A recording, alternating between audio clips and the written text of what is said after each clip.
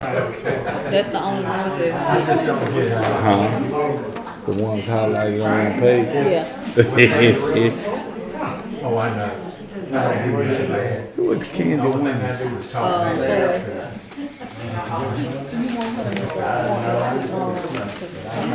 You been doing that?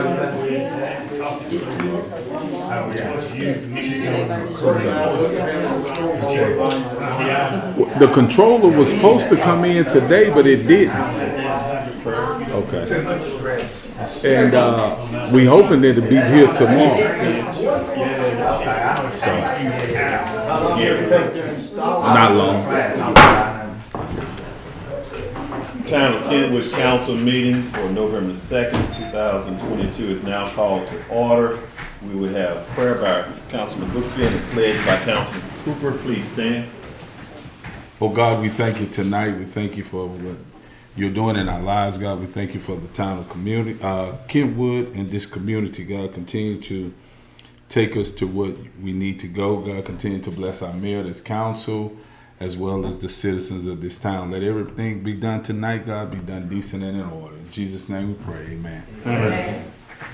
I pledge allegiance to the flag of the United States of America and to the republic for which it stands, one nation, under God, indivisible, with liberty and justice for all. Thank you. Mark man, get y'all some water.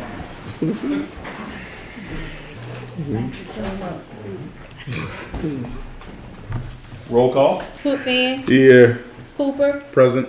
Diamond, Callahan, Here. Winters. Here.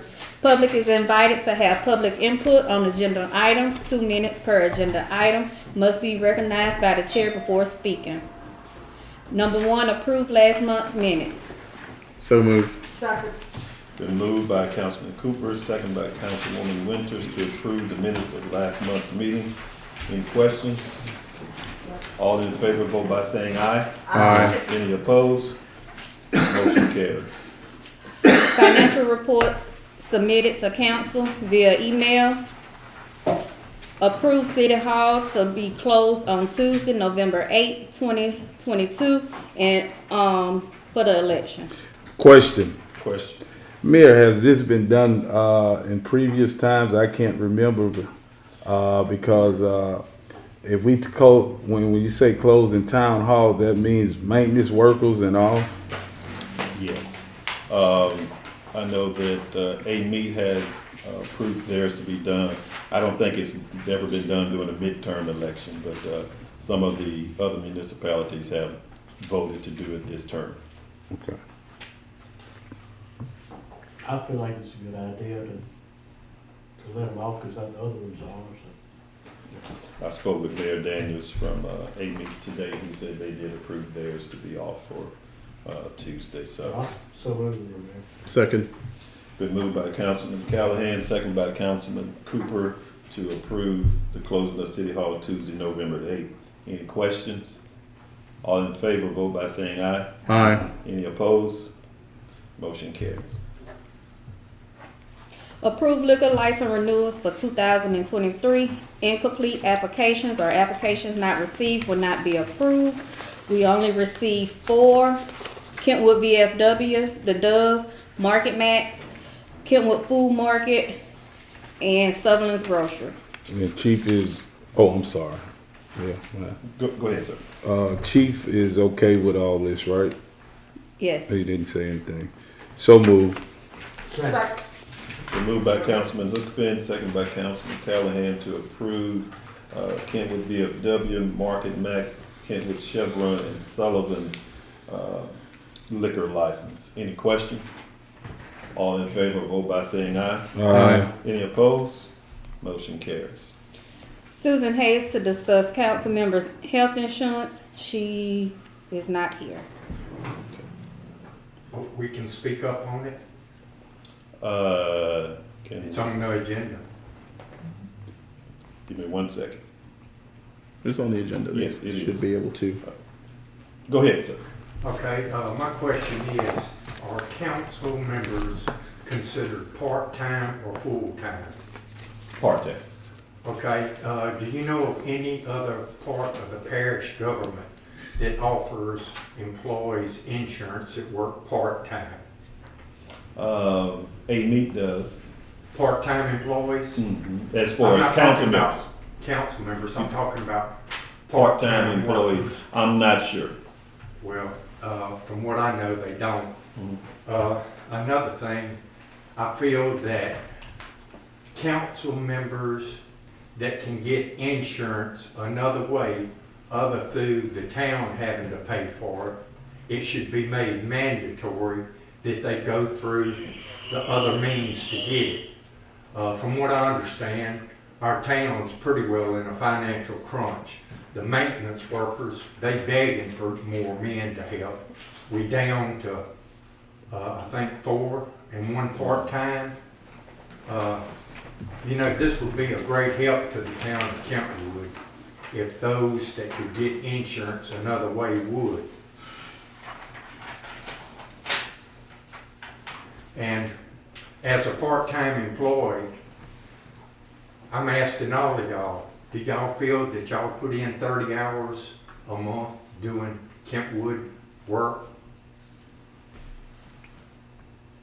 Yes, The reason I ask that, he was gonna answer the question. okay, I had asked before some details about the insurance plan for council members. If I'm not wrong, they're on some sort of a plan, and we all just get it out of that plan. One person can't exactly opt out of it. I don't have insurance paid by the town. I have a different insurance. Sir? I don't believe Ms. Winters has town insurance either. It could be she has a superior health care plan through other Right. means or something like that. I think that council members should probably be required to work more for the town to justify that. But I definitely think that our employees that risk their lives doing utility work, etc., they deserve the health insurance. I know there was a time when it was considered reducing them to 80% or something like that in another administration. But I think that people's main problem is they don't see a lot of their council members a whole lot. So some of the insurance costs for them aren't necessarily justified by what you all see. But if it could be reconsidered, whatever plan that is, I'd definitely be open to that. Mayor, Yes, sir. Mr. Costello, me and one of the council members had this discussion about a year ago, and this is the first time it had ever hit here. And I understand what you're saying. So, and not because I'm getting ready to leave the board or anything, because I told the council members a year or two ago, if we do away with let's do away with the insurance, keep the salary, or do away with the salary and keep the insurance, okay? So, Mayor, if I may say, I'll read this to you. I'm proposing we pay 100% full-time employees insurance and rescind the council's insurance effective January the 1st, 2023. I calculated there's only 3 people that uses the insurance, and it comes to a total of about $34,000 per year. I would like to use that money to give full-time employees a pay raise and the council a $100 raise per month. Or would I like to use that money to build a concession stands, a bathroom for the park. It may not be enough to complete it, but it's a start. So that's what I'm proposing tonight. I like that idea. Y'all continue to get insurance after you're 65 years old, because I used to work for a pretty big company. We had 2,000 workers there. When you got 65 years old, you had to go on Medicare. The company insurance stopped at 65 because everybody there was eligible for Medicare. So that's why would the town keep paying if you could get it free from Medicare at 65 years old? So, Councilman Hookman, we won't vote on that tonight. okay. We'd like for you to get it to us in writing so each one can have it in front of us for next council meeting, and then we will consider that for voting. Yes, sir. Councilman Cooper, you had something else, Mr. Castello? Yes, sir, I wanted to say as public servants, we expect y'all to do what you can to help our town. And I know 3 of y'all are leaving. With y'all's 3 votes, we can overturn this insurance deal. It's just not fair. It's not fair. I had to wait till I was 65 to get my insurance. And here the town is giving them free insurance for working less than, I'm saying 30 hours a month. Please consider that. Thank you, sir. Yes. He's talking about the insurance. Everyone up here is not qualified to get Social Security or Medicaid. So what would you do with those people? I would pay it out of my pocket like I had to do when I was a Boilermaker. But they're 500 working. Huh? But they're workers. They're part-time workers. It don't matter. They still can't get the insurance. I'm not here to argue. I give No, my I'm opinion. not arguing. And that's the I'm way just feel. saying, We'll you take that know. in consideration too. If That's they're right. eligible for Medicare, they should have But they- right on Medicare. Okay, you have younger ones that's not I'm not eligible. talking about them, I'm talking about 65 years old. When you get 65 years old, they're Yes, sir. eligible for free insurance through Yes, Medicare. sir, so I why the town understand. keep- Yes, sir. Mr. Governor, and directed to the council. Thank you, sir. I have a question. Can I get him and then come to you? Sure. I just want to say, while we are part-time employees, it does come with full-time responsibility. At the end of the day, I don't care whether I get insurance from the town or not. I like my job here. I'd serve the town whether I'm guaranteed to get help for breaking a leg or not. But I think that's definitely something we can consider once we're able to look at some of the stats and spreadsheets that Councilman Hookfin brought up, and potentially, I won't say table, potentially postpone the issue so we can talk about it next month. Mr. Gordon? Yes, sir, thank you. I would like an amount that we pay right now for employees' insurance over the board. If you are prepared to give us that amount tonight, per year, annually, what are we paying right now? I know per employee, I think it's like $9.40. No. Close to 14. I think in the spreadsheets y'all sent out for the general 940. fund, there should be employee benefits in a column there. $9.40 per month. It's Because $9.40 per it's month. $789, Yes. 87 a person. What is Seven it? what? $789.87 $789.87 per month? per person. Per person. Person. Per person per Per month. Per month. Yeah. Per Per month. month, okay. Times, how many employees do we have that we're paying for? You're paying for 3 that's on the council, and all of your maintenance workers, your clerks, your police department. She's counting them, so can y'all give us a total amount that we pay annually for our employees' insurance? You have I don't have a We total. have that total, so. It's Once we- 26. 26 employees? 26 employees. 26. Okay. In no way was I suggesting full-time employees don't get insurance. No way. They deserve it. Oh, yes, I totally agree, they do. I was not insinuating that. I said part-time. Donation. What was the number? One more. 780. 7 point. 789.87. So for 26 employees, that'd be about $20,536 a month for the 26 employees of the town, with the 789 number for insurance for all of them Per month. per month. We can have a better figure for you come December for that. Mr. Cooper, I wasn't talking about full-time. You keep I throwing in understand. full-time. I didn't throw in full time. I was just stating that at one That's time what we paid it total. was spoken about. You know, yeah. And one more comment, then I'll be finished.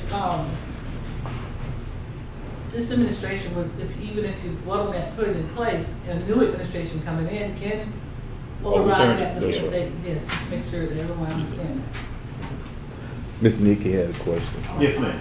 When we had the form, the candidate form, we discussed the price of how much it was for the insurance, and which you answered that question, you found it for $787. Ms. Antoinette Harrell and I think it was Michelle that talked about it, they had roughly around $300,000 a year. $246,439. Next item. Section 8 Administrator Evelyn Williams to request approval for 2023 market rent annual HUD payment standards. So moved. Second. Moved by Councilman Hookfin, second by Councilwoman Winters to approve the 2023 market rent for HUD. Any questions? This is just the perform one we do each year to just verify that the prices are the same across the Yes. board. Gotcha. Any more questions? All in favor, vote by saying aye. Aye. Any opposed? Motion carries. George Hayes to introduce the historic preservation ordinance. Good evening, everyone.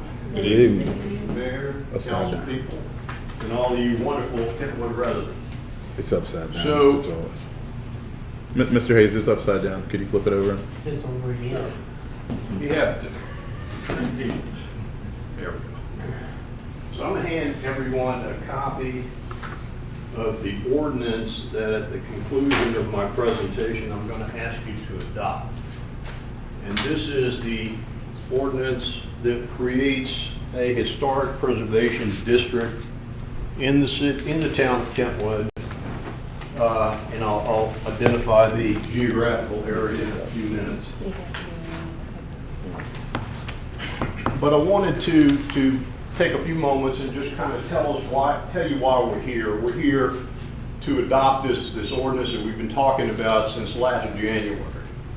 And early in the spring, the town council approved the designation of certain committee members for a historic preservation study committee. And all of this is done in accord with Louisiana Revised Statutes 25, Section 731 and following. So this is a state law that we're dealing with here, but it's not just the state of Louisiana.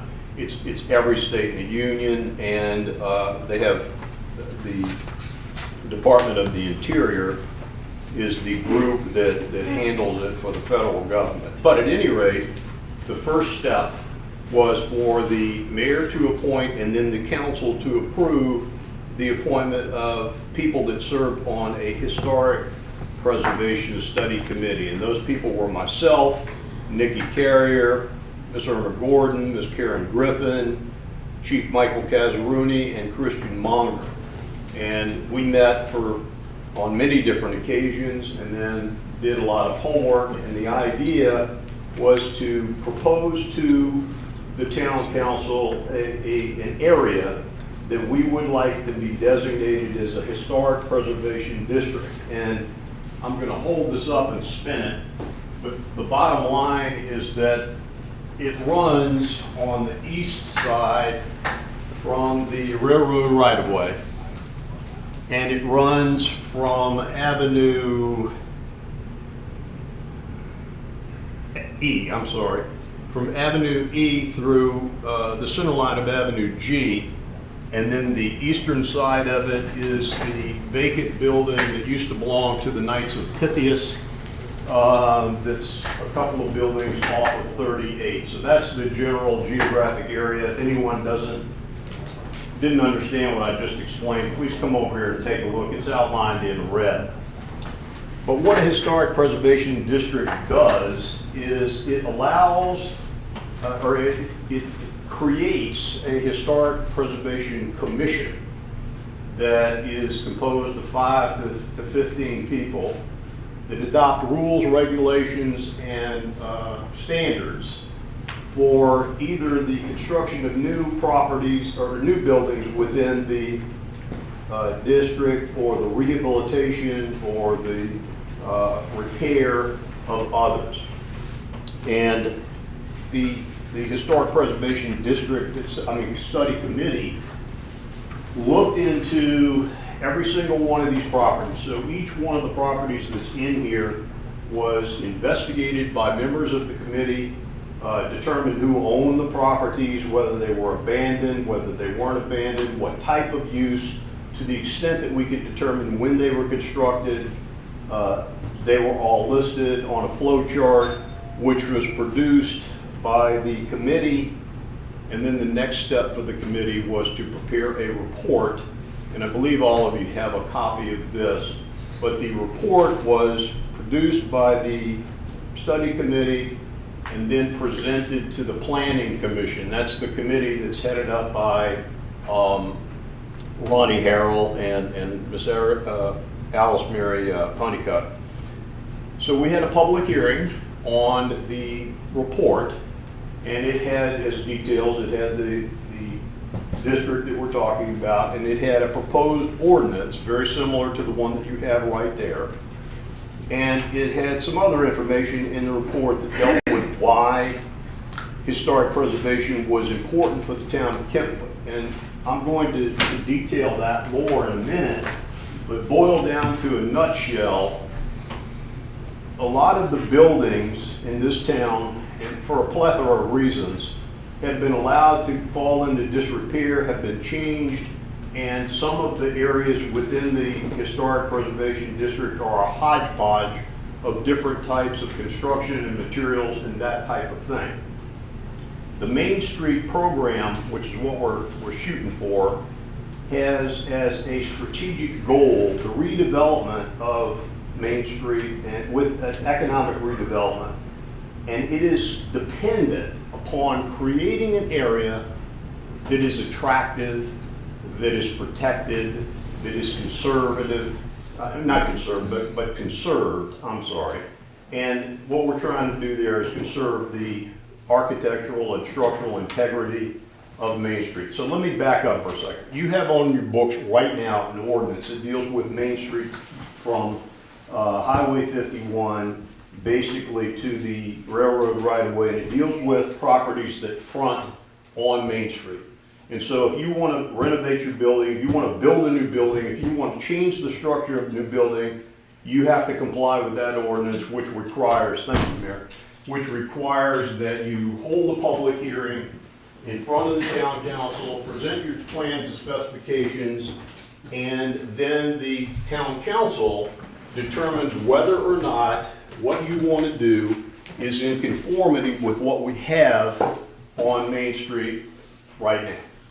And you may recall a couple of months ago, after I got my plans for my building done, I appeared before the council and worked through that entire ordinance, and you were gracious enough to grant me permission to do that, and we're currently underway. The Historic Preservation Commission is very similar, except that it has much more teeth, and it's a better drafted ordinance, and the district that we're proposing is larger. And what it says essentially, and I'm going to boil it down to its essence, but what it says essentially is that the purpose of the Historic Preservation District, this is in section 6 of what I have provided to you, and I'm going to read it, so you don't really need to do it. I think it's important for everybody to be on the same page. But the purpose, as stated in this proposed ordinance, the Kentwood Historic District Commission shall have for its purpose the preservation and stewardship of all structures in the designated historic district of the town. The commission shall have for its further purpose the guardianship of those structures which have architectural and historic value and which should be preserved for the benefit of the town. And then there are goals to promote and protect and enhance resources which are distinctive and significant elements of the town's historical, and I'll get back to that in a minute, to ensure the harmonious, orderly, and efficient growth and development of the town, to strengthen our civic pride and cultural stability, to stabilize the economy, to protect and enhance the attractions of the town, to promote the use of resources for the education, pleasure, and welfare of the town, and provide a review process for the preservation and appropriate development of the town's resources. So how does it do that?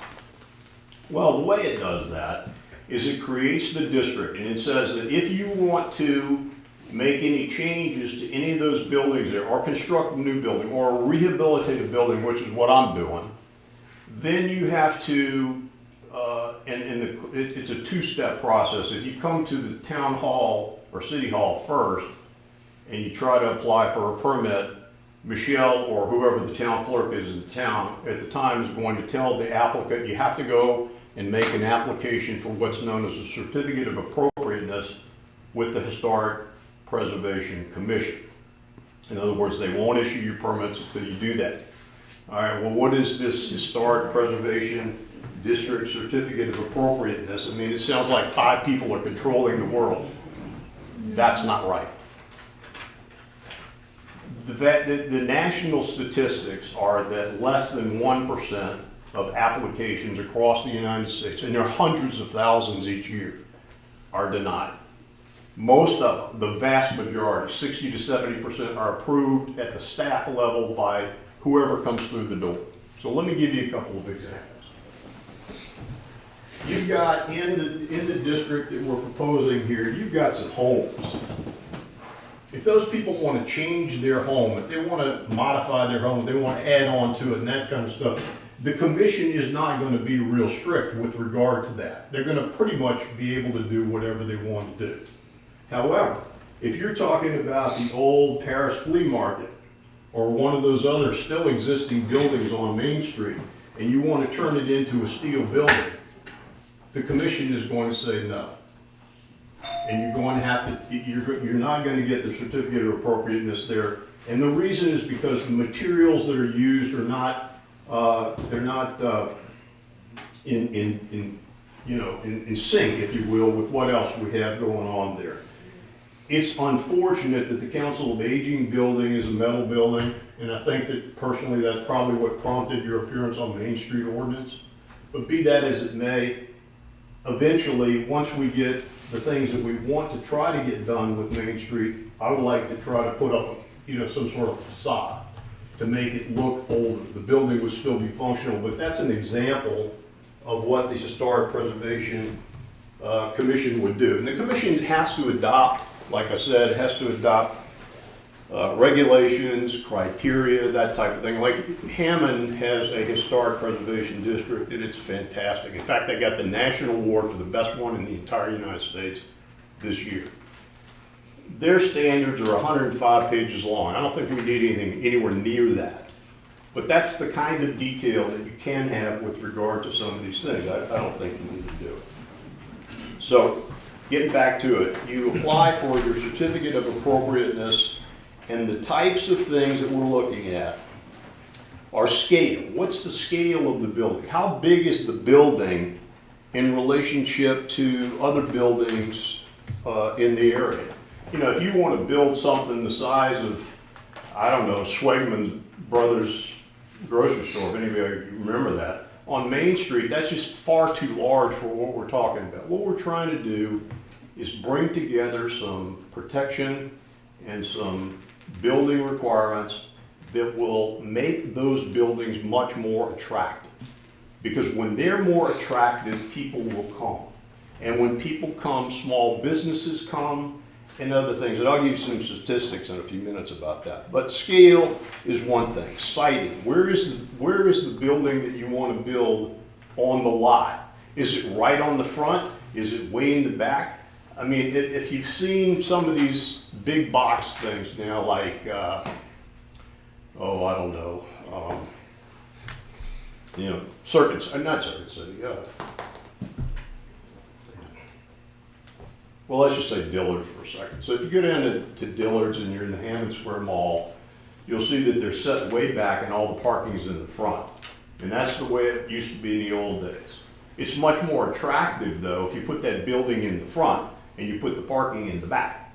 And that way, when you're going down the street, you see a better looking building. That's just one of the things that gets considered. And it's not just what one person thinks is a good idea. It's the whole commission based upon the rules. Materials, that's the type of materials you have on the building, any kind of decorative details or architectural elements. You're trying to protect these things. And they're going to review each application separately, and they're not going to be denied unless the proposed project is totally out of character with the architectural history of the buildings within the district. And there's an appeal process built into the ordinance. If you're not happy, if your piece of property is so special that actually enforcing this ordinance on it would be unfair or inequitable, the commission has the ability to grant variances. That's step number one. If you're not happy with the decision of the commission, you can appeal to the town council, and the town council can override them or do whatever they want to do. And if you're still not happy with what the town council says, then you can go to the appellate courts. I'm harping about historic preservation. What are the real benefits of it? And there are many, many, many, and I can send anybody who wants to see it a wonderful presentation. It's a 37-page article written by some people for the Main Street USA program, but I'm just going to hit some of the highlights. Historic rehabilitation means jobs, and we're talking about well-paying jobs. If you're going to rehabilitate a building on Main Street, you need crafts, people that know what they're doing, and you're going to be paying those people, and you're going to be attracting better paying jobs for that type of thing. Downtown revitalization, this is critical to what we need here. I mean, I think I've given you the speech before, and I'll try not to be redundant, but when I first started coming to Kentwood, this place was a thriving place. And over the years, and it's really just been 22 years, Main Street has just turned into a ghost town, with the exception of a few buildings. But there are a lot of things that are really happening. You've got the library going in there. You've got our building is being renovated. You've got a lot of things. But I just want to tell you, the goalpost is to adopt the Historic Preservation District so that we can apply for certified local government status and in turn apply for Main Street, Louisiana status. And Main Street is an economic revitalization program based on utilizing each downtown's historic buildings. There's no more cost-effective program of economic development of any kind in the United States today. These are statistics. Since 1980, Main Street districts in more than 2,000 communities, there are 32 in Louisiana, have seen cumulative investment of $79 billion. 285,000 buildings have been rehabilitated, more than 640,000 net new jobs have been created, and nearly 144,000 net new businesses have been created, and many of these are in small towns in rural America. This historic preservation-based program didn't ruin these towns. In many cases, it literally saved them. And I'm not telling you that this is the only way to save Kentwood. I'm just telling you that this is a tried and true measure that has been there, and these people have the statistics to back it up. So what are some of the other benefits that we're talking about? You're talking about job creation. You're talking about property values. Historically, the property values in a historic preservation district go up much faster than the surrounding area that's not in the district. And that's because the quality and the structures are regulated, and they're not going to let trash get in there, and we're not going to have these buildings that will detract from the attraction and the historical architecture of the town of Kentwood. But here's some other statistics. In nearly every instance that this has been evaluated, properties in local historic districts have greater rates of appreciation than properties elsewhere in the same city. And then I'm about to give you statistics in Raleigh, North Carolina, but we could go on and on all night. Between 2000 and 2008, single-family residential properties in Raleigh increased in value 49% on a per square foot basis. That's across town, 49%. Over that same period of time, values increased in the 3 local historic districts on a scale of 84% to 111%. So it went up 89% in the surrounding area, it went up 84 to 111 inside. These are statistics that anybody can find. I'm going to just kind of breeze through some of this stuff because I don't want to take up all your time, but strengths in up and down markets. If you have a market that's going up, as I just told you, the properties in the Historic Preservation District will go up faster. If you have a depressed market, real estate market, they're going to feel it later, and they're going to go down less, and they'll bounce back faster.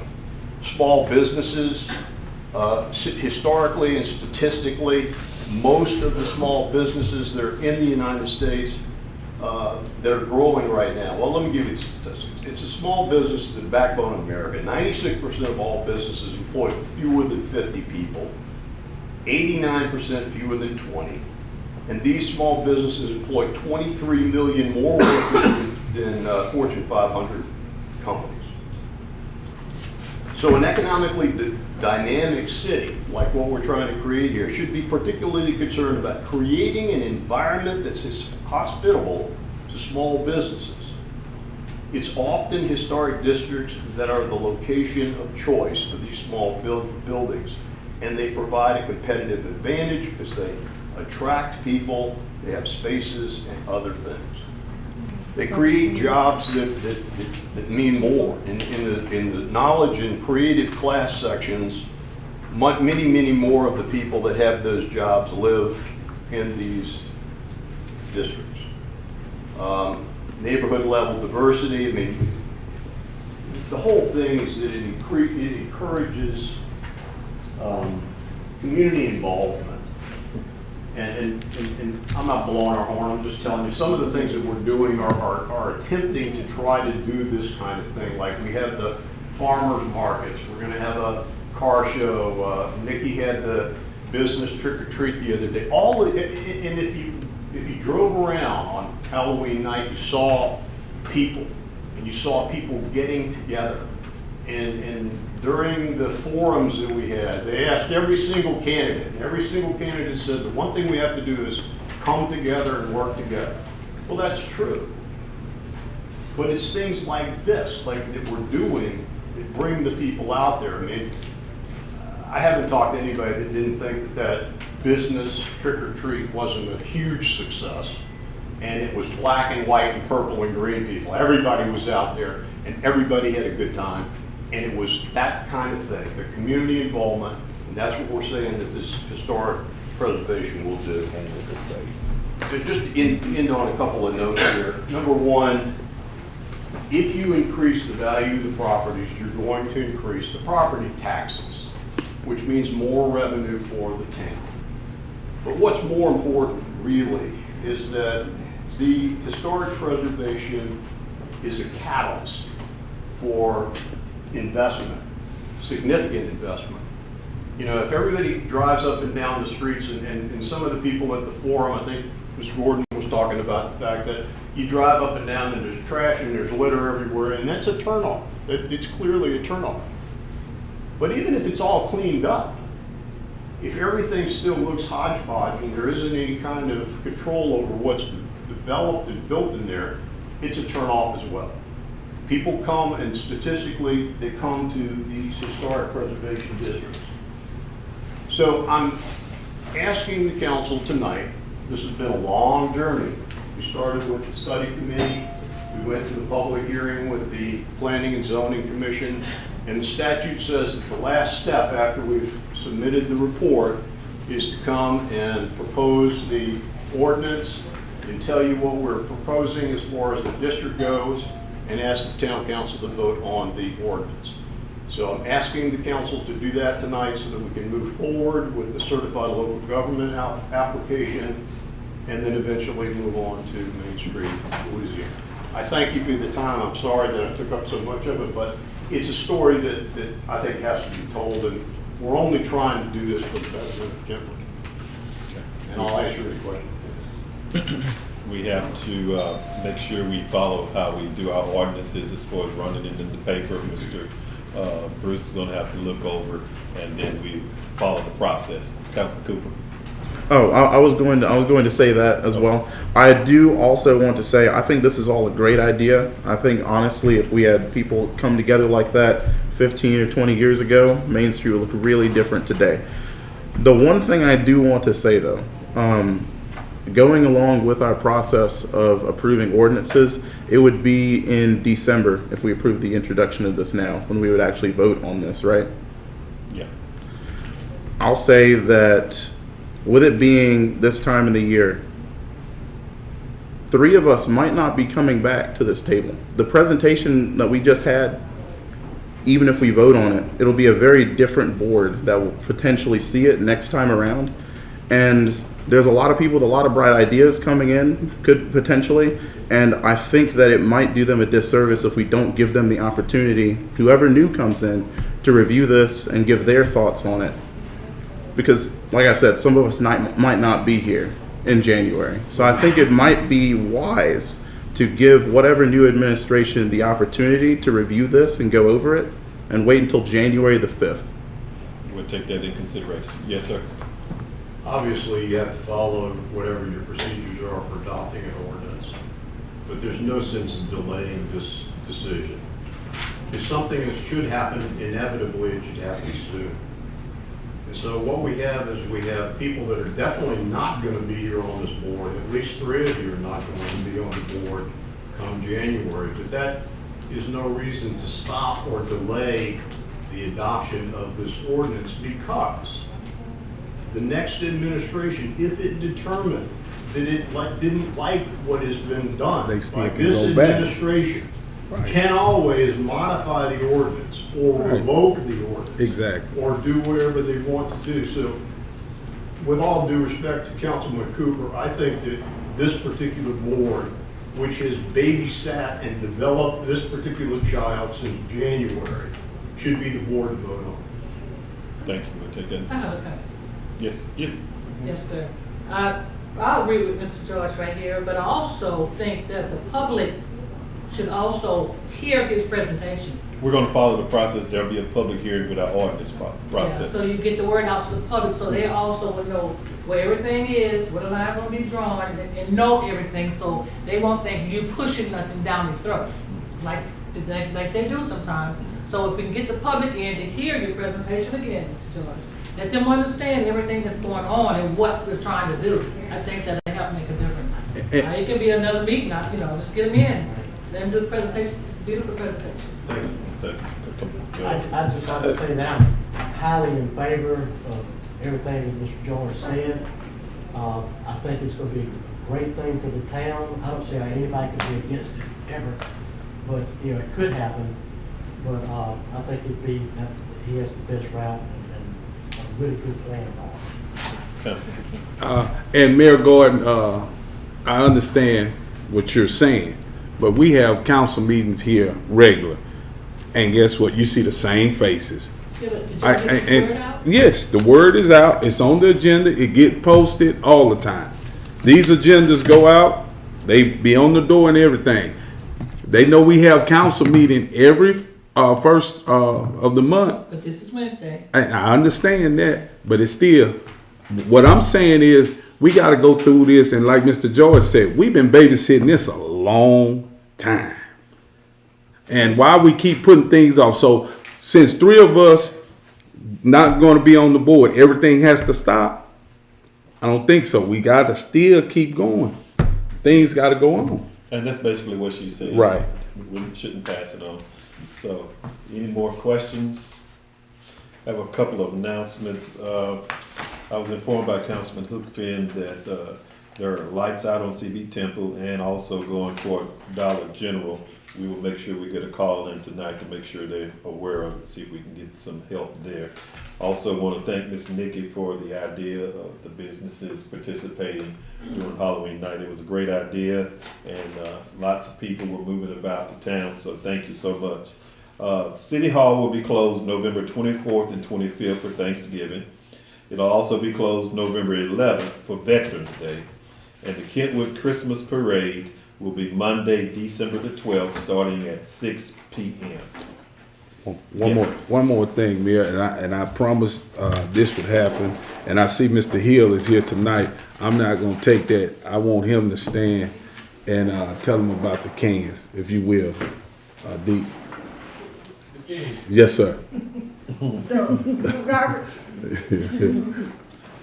I know that down to the board and everything, but we're gonna replace the old cans that in Kentwood wanted that got the round lid.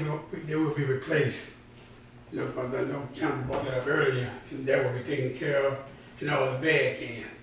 But we don't want to use them old cans, keep filling them up after you get the new can. That can will be thrown into the garbage truck. I picked up. Yes. We won't have no double cans on it. They'll, we knew they take the same one and fill it back up. And then obviously they got the same problem trying to dump that round can, and they can't do it because there'll be too much stuff in there. Yes. But you will be getting cans replaced for it. Thank you, thank you. Mr. Mayor, I just have one question of clarification. Does tonight's meeting constitute the introduction of the ordinance? No, Or is there some sort it was of, not introduced. okay, Because you have to run it in Councilman the has to paper. introduce it. a councilman has Yes. to introduce it? Okay, and one other announcement that was given to me, there would be for the veterans a free breakfast, a Veterans Day breakfast, Friday, November the 11th, from 8 to 11 at Mr. Nezzy Womack's Grocery, 1102 Vera B. Womack Street. Social distancing will be practiced and masks are optional. With the weather permitting, there will be outdoor seating available, door prizes given away. Ms. Gwendolyn Womack Clifton is the coordinator, and we have a number for her, and also the Veterans Coordinator, Ms. Bobby Lewis, will leave this here if you want to take down a number. If nothing else claims our attention. The Christmas parade, can she say, give us a one or two details? Oh, okay.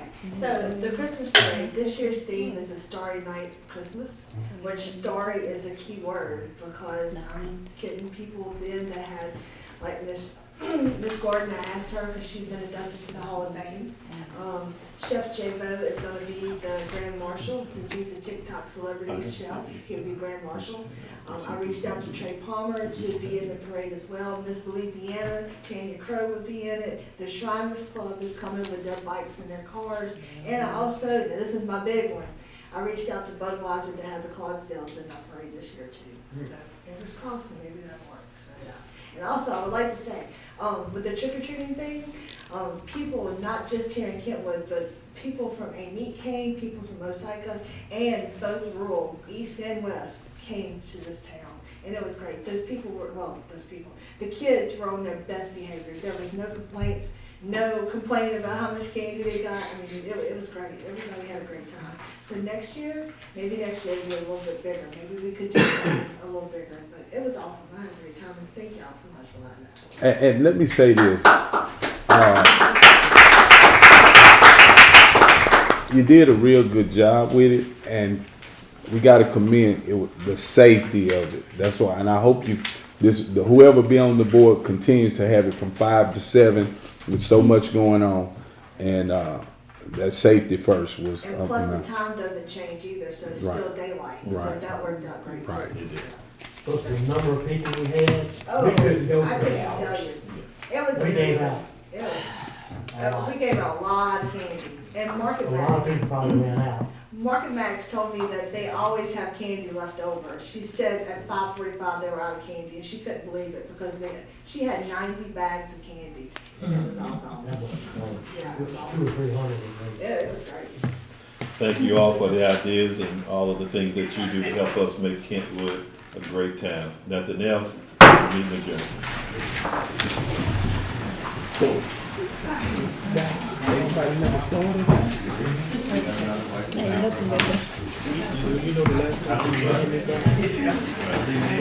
Sorry to see you go, my friend. I'm fine. That's all right. Bruce, what is it? See you around. Okay. How was the week?